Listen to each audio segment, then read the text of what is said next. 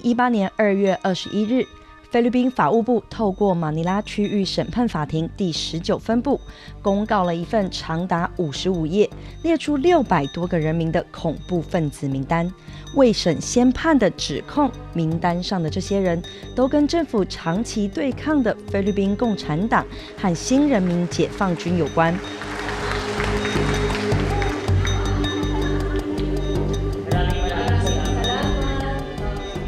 We are doing what is right.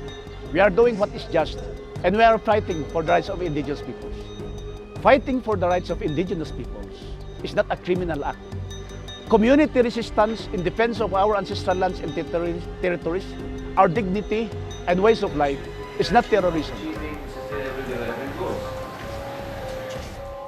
For us, this attack on human rights defenders is an attack on our dignity and our identity.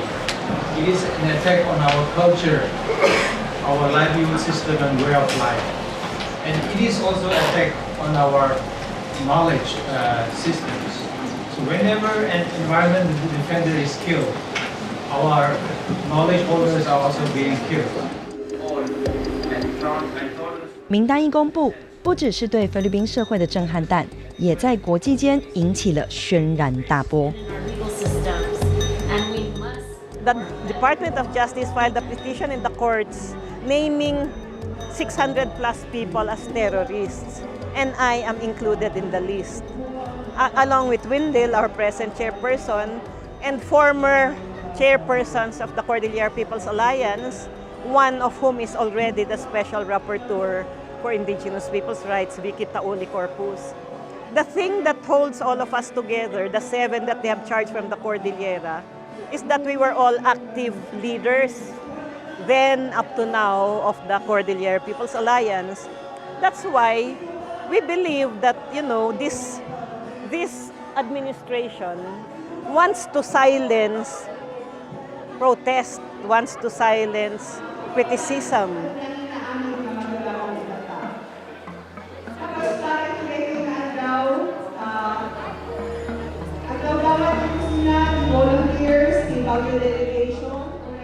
Those who critic or condemn the policies and wrongdoings of the government are persecuted.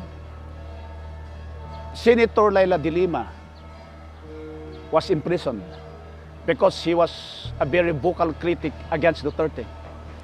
Now the Chief Justice of the Supreme Court, the highest court of the land, is again being ousted by the President.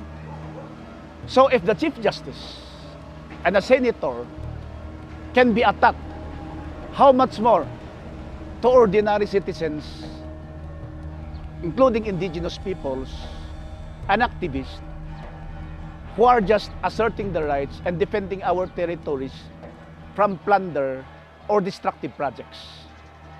Human rights defenders who are just promoting justice and equality and democracy. So this regime, as a tyrant, really persecutes peoples and communities resisting destruction and plunder or resisting the violation of their rights. And so the government treat them as terrorists or criminals. "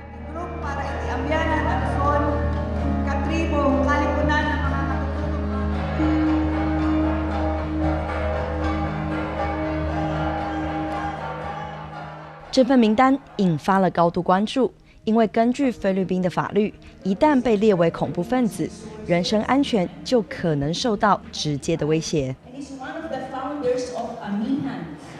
Now, what does it mean for us to be called terrorists? Under the Human Development, it's called the Human Security Act, which is the anti-terror law in the Philippines. This means that our communications can be tapped. It means they can freeze our properties, freeze our accounts. We can be arrested and detained. And given the reality of extrajudicial killings in the Philippines, it will not be surprising if we end up I don't know where. But that's the risk. That's what it means to be in a terrorist list. Because even the Human Rights Watch... Now, for instance, Vicky and Joanne, they have not been able to come home because basically some of the friends outside and the lawyers have cautioned them that if they come home and they have been very critical outside, they have been criticizing this, their passports may be seized. 而在这份名单上，赫然可见多位在菲律宾原住民族权利运动以及联合国原住民族权利推动工作上都有举足轻重地位的领导人。In the Philippines, at least 34 indigenous human rights defenders are accused as terrorists, including the Special Rapporteur on the Rights of Indigenous Peoples, Vicky Tauli Corpus, former member of the Permanent Forum, Joanne Carling, and former MRIP expert, Jose Molintas. This situation is not isolated in the Philippines, as other countries in Asia, such as Cambodia, Bangladesh, and Malaysia, have also experienced repression in the course of defending their lands and resources. Justicia, justicia, justicia, se siente, verte está presente, se ve.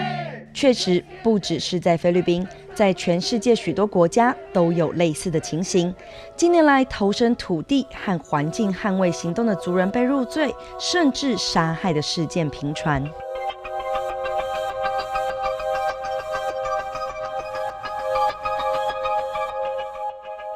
No, we think that it's important that we aim to decrease. I mean, if we cannot stop totally, at least we should decrease the number of extrajudicial killings, because last year there was a report of 197 environmental and human rights defenders who were killed, and 50% of these were indigenous persons. The year before there were 200 indigenous, either 200 killings, and again it's 40% were indigenous persons. No?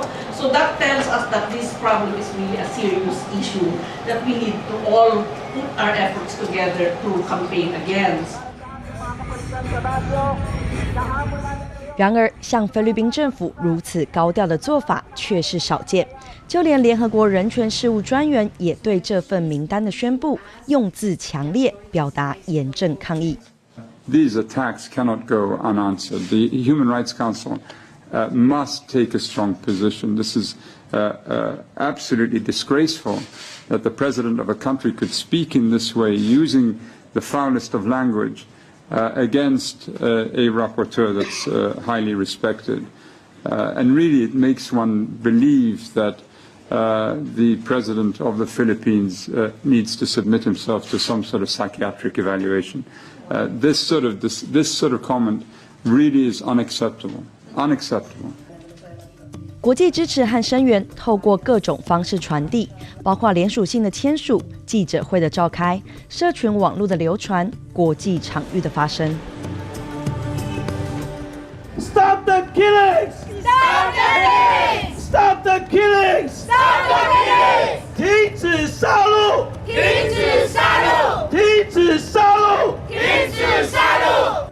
因为这次那个菲律宾杜特地政权他们所公布的这些恐怖分子名单里面，非常大规模，甚至超越以前的各个政权，将很多的各个领域的这个议题的 NGO 工作者，有性别的，有原住民的，有人权的，甚至有环保的，还有社区工作跟劳工。其实这些议题它都是普世的价值，它不是只有在菲律宾重要，它是包括在台湾，在各个国家都非常重要。So it's important for the international community to keep up the pressure to the Philippine government to abide by their human rights obligation and to stop impunity. And the international community, it's like the civil society organizations, we encourage them to reach out to their governments to also speak out. Because all states have committed to respect human rights. And they need to remind each other's obligation on human rights, because then the whole UN system is not is somehow condoning human rights violations with impunity if they cannot also act on this kind of situation, on the worsening criminalization of indigenous peoples, human rights defenders, rights defenders, and environment defenders, as well as other citizens who are simply exercising their fundamental rights and freedoms.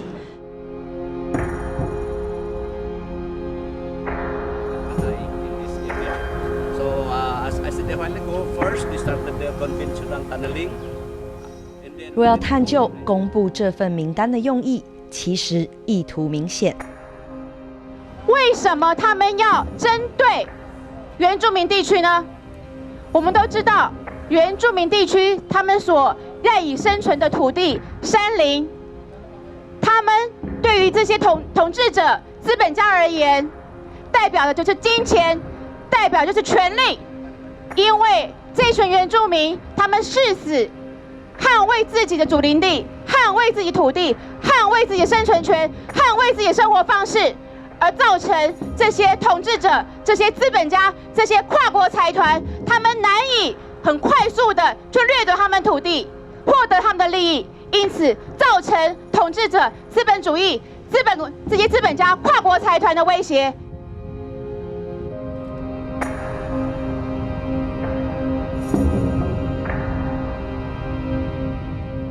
土地是原住民族各项权利能否落实的关键基础，也往往是引发原住民族和国家政府甚至私人企业之间争议和冲突的核心。而土地争端却同时也常常是促进茁壮人民力量的燎原之火。This malicious and draconian petition of tagging us as terrorists is to silence the growing indigenous peoples movement in the Philippines, here in the Cordillera. And they want to create fear and declare legitimate dissent as a criminal act. "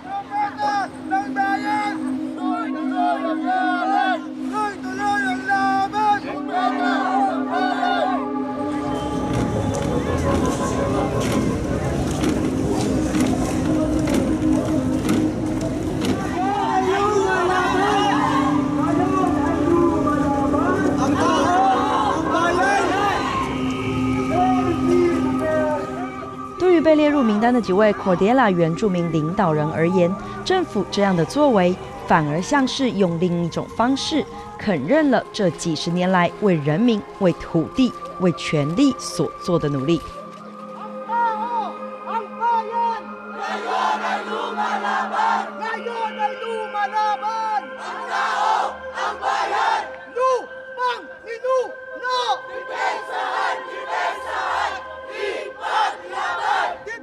In the Cordillera, there are 7 of us.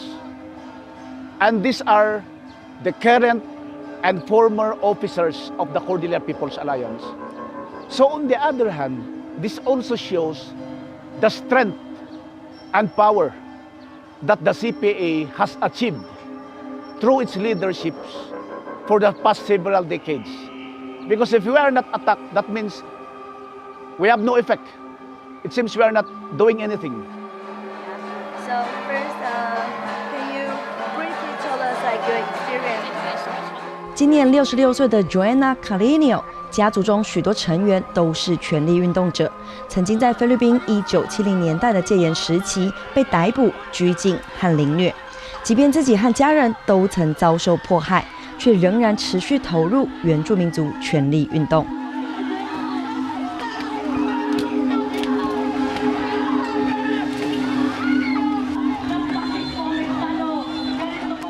So during the Marcos dictatorship, I was a student in the University of the Philippines here in Baguio. In fact, I was a student leader. And I was also, of course, member of activist organizations. When martial law was declared, they blacklisted all of these organizations. And then they started picking up activists without any arrest warrant. Here in Baguio, so many activists were illegally arrested.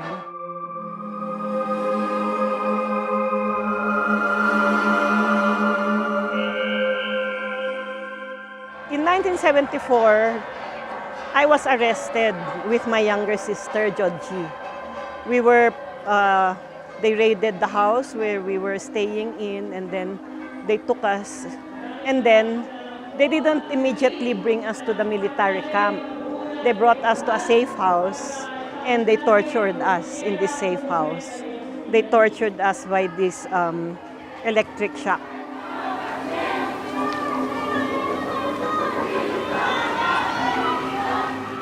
恐惧并没有如预期的蔓延，反而更加刺激了人民对自由、对人权、对民主的渴求。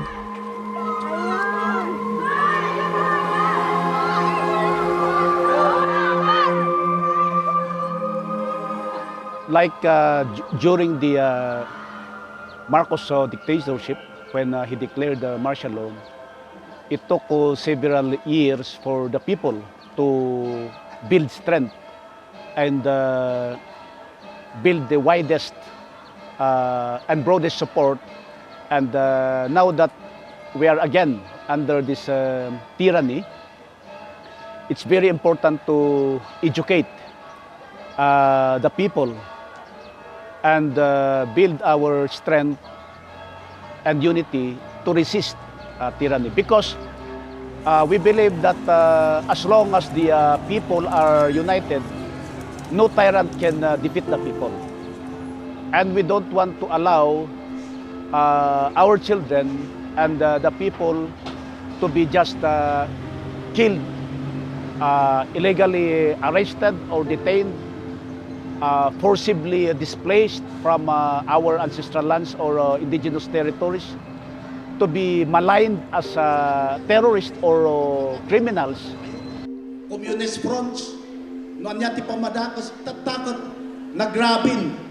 同样被列入名单的 Window Bolinget 是菲律宾重要原住民族领导组织 Cordillera 人民联盟的现任主席，仍然持续的对外发声，也积极采取抵御行动。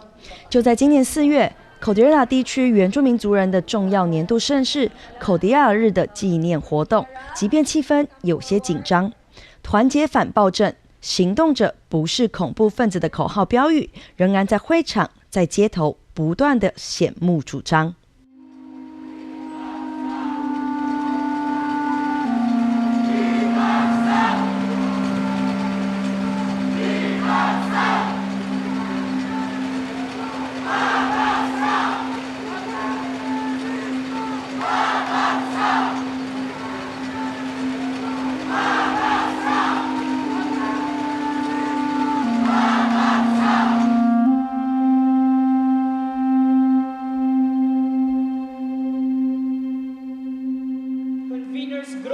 ng Cordillera Movement Against Tyranny. Muli, isang masigabong palakpakan po para sa kanila.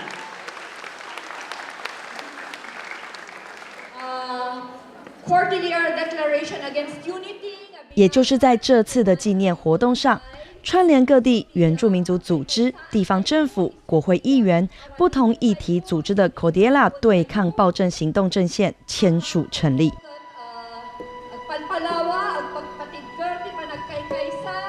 The Cordillera Movement Against Tyranny shows the aims to build the broadest unity, solidarity of the Cordillera peoples against this repressive regime, against this tyrant President Duterte.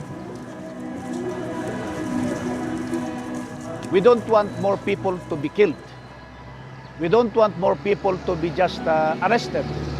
And we don't want this government to be maliciously tagging us as terrorists. So the establishment of the Cordillera Movement Against Tyranny is a step forward in resisting tyranny. Also, the movement aims to generate wider awareness and support, to generate support not only here in the Cordillera but at the national and internationally.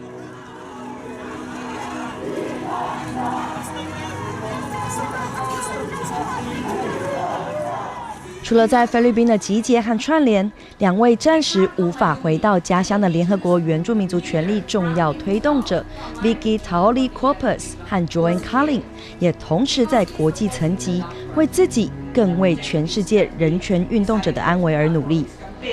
First, to expose and stop the criminalization efforts of indigenous people, leaders, and human rights defenders. No? Second, to ensure the physical security of these leaders and human rights defenders through the use of existing protection mechanisms and establishing new ones if needed. Fourthly, we want to link with the broad network of human rights and indigenous people's rights organizations at national, regional, and global levels, which will adapt and support the campaign. So we have been talking with Human Rights Watch, Frontline Defenders, Protection International, Amnesty, so that they will join the campaign, so that it will really gain a bigger visibility. And finally, to reach out to other UN member states so that they will be mobilized to support the campaign, such as the development of resolutions before the Human Rights Council that will call on the states to stop this. I think it's important also to use the media to show the truth, to amplify the voice of human rights defenders, because the media is also being used by our government, by some states to influence public opinion by not telling the truth, by fake news, by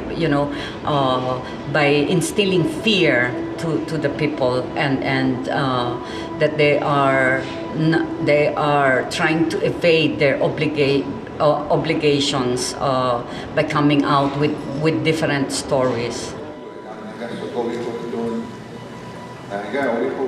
在联合国大力推展2030年永续发展目标议程的现在，原住民族权利捍卫者的生命安全更显得至关重要。因为如果没有了土地、自然资源权利和知识的拥有者，如何有永续的可能性？